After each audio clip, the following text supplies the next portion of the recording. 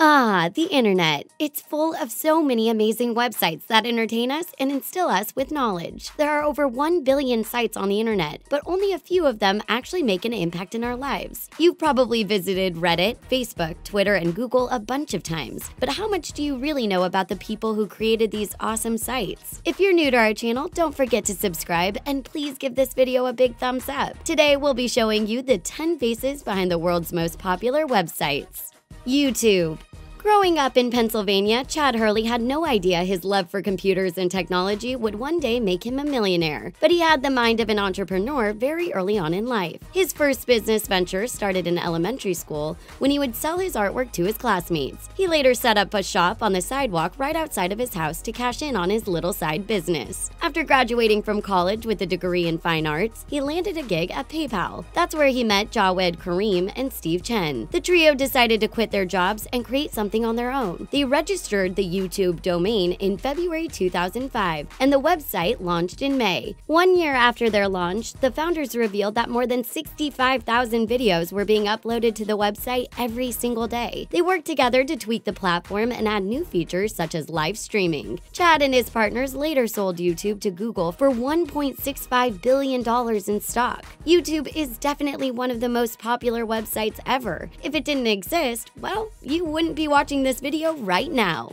Twitter. Like most of the people on our list, Jack Dorsey became interested in computers very early on in life. He learned to program when he was still in high school. At the age of 15, he wrote a dispatch code for taxicabs, and the code is still being used by some taxicab companies to this day. Before receiving his degree from college, he quit school and headed out to Oakland, California. He wanted to start a company that offered his dispatch software through the internet, but while working on the code, he came up with the idea for Twitter instead. It took him just 2 weeks to build the sample website, and he tweeted out the very first message that can still be found on the social media website. It simply read, "Just setting up my Twitter." Now, 328 million users use the site every month to post tweets about what they're eating, where they're going, and what they're doing. Do you have a Twitter profile? If so, how much do you love using the website? Let us know down below in the comment section. The most original comment will get a reply from us. We can't wait to see what you have to say.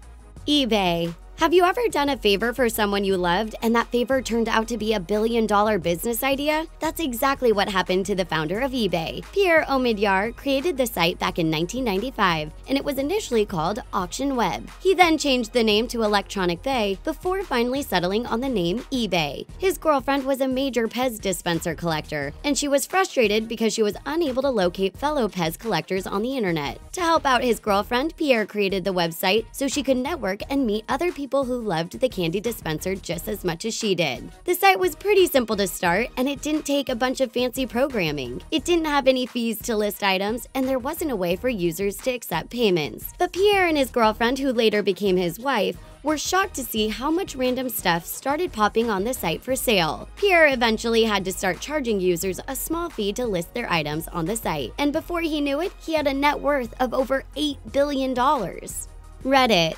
Alexis Ohanian had dreams of becoming a professional football player, but he knew he would never be able to make it in the league. So after graduating from college, he decided to co-found a couple of startup companies, and one of them was Reddit. Along with his partner Steve Huffman, they created the popular social news and discussion website. As of March 2017, Reddit had over 1 billion active users sharing information and discussing various topics. On his personal blog, Alexis says one of his favorite things to do when he's not working on the site is to FaceTime his cat, Karma. He also jokingly says he's still waiting for the NFL to give him a starting position in the league. He also extends his expertise to fellow entrepreneurs in his best-selling book Without Their Permission. But aside from Reddit and all of his other hobbies, he has something much bigger to focus on these days. In December 2016, he became engaged to tennis champ Serena Williams, and the couple is expecting a baby together. Are you a fan of the website Reddit? If so, let us know just how much you love it down below in the comment section. Vice.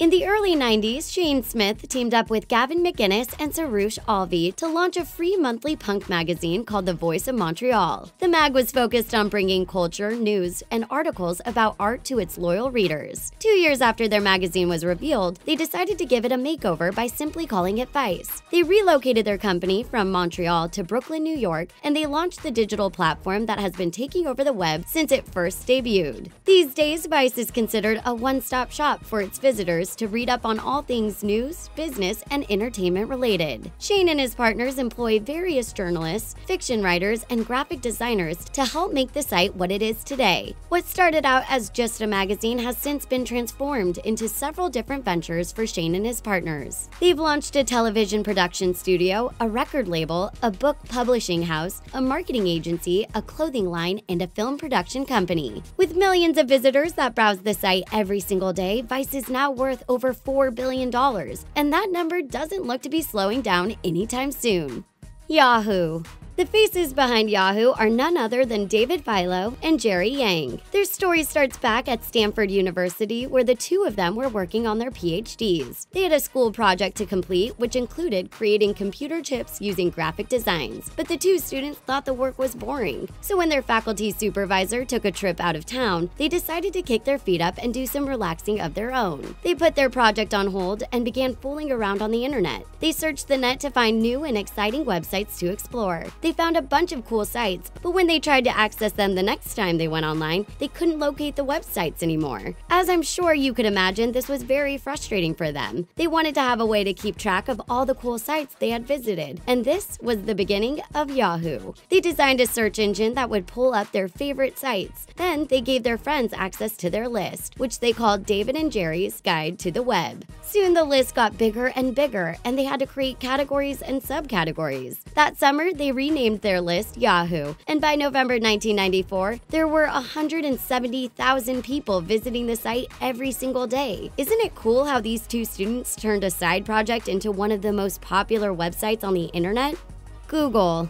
If you're like most people, you probably use Google at least a few times a day. But what would we do if this search engine never existed? We'd all be pretty lost, don't you think? Well, thankfully, Larry Page and Sergey Brin came up with a great idea to launch the website back in 1995. Sergey was a student at Stanford University, and Larry was still deciding whether or not he would attend the school. He worked as a volunteer guide and would give tours of the campus to incoming freshmen, and this is how the two first met. But they didn't hit it off right away. They clashed over everything, and they would argue with each other about the silliest things. Larry even called Sergey obnoxious, but their relationship wouldn't stay rocky for long. Larry finally decided to enroll in Stanford alongside Sergey, and the two linked up to create a search engine that would list the most popular websites. They called it Google, but do you know why? Well, it was named after the mathematical term Google, which refers to the number 1 followed by 100 zeros. This number represented the duo's mission to organize massive amounts of information that was available on the web. Today, Google is the most popular search engine thanks to these two. Facebook.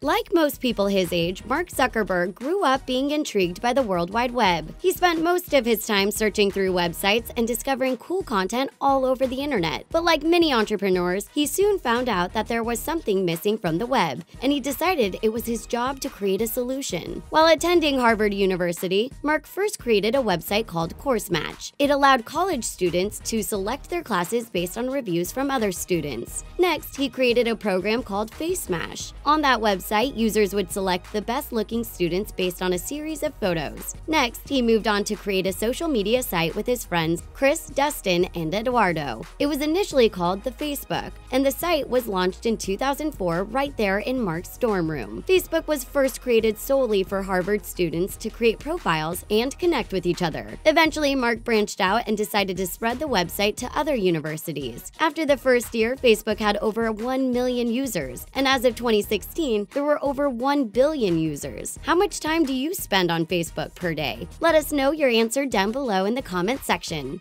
Amazon. Whenever you need something shipped to you in a hurry, all you have to do is place an order on Amazon. The online marketplace is now one of the world's most popular websites, and it all started as an idea from a guy named Jeff Bezos. As a child, Jeff was very curious about how things worked. He even set up a mini laboratory in his parents' garage to work on his projects. He graduated at the top of his class in high school, and it was at that same time when he developed his first business. It was a summer camp for elementary school students, but being a summer camp owner wasn't his dream job. In 1986, he graduated from Princeton University with a degree in computer science and electrical engineering. After graduation, he entered the field of finance, but he left his huge paycheck behind to give his dreams of being an internet entrepreneur a try. He developed a website and invited 300 friends to give it a go. In July 1995, he officially launched Amazon.com, which he named after the South American River. The site started out by selling books, and its monthly sales slowly began to grow. In 2011, the website made over $17 billion. Jeff definitely deserves a round of applause for building one of the coolest and most popular websites ever. BuzzFeed.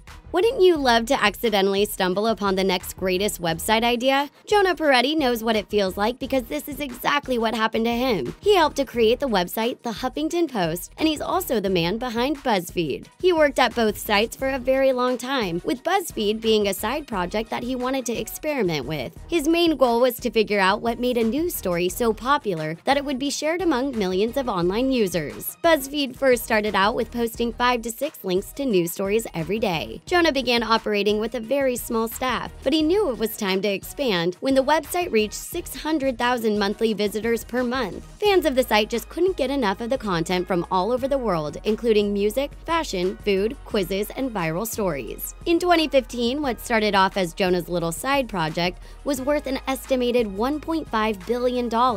Is BuzzFeed one of your most favorite websites on the internet? If so, let us know how much you love it by leaving us a comment down below. One lucky reply will even get pinned to our channel. Which of these websites do you visit every day? Let us know down below in the comment section. If you enjoyed this video and you'd love to see more just like it, don't forget to subscribe and give us a big thumbs up. Thanks for watching!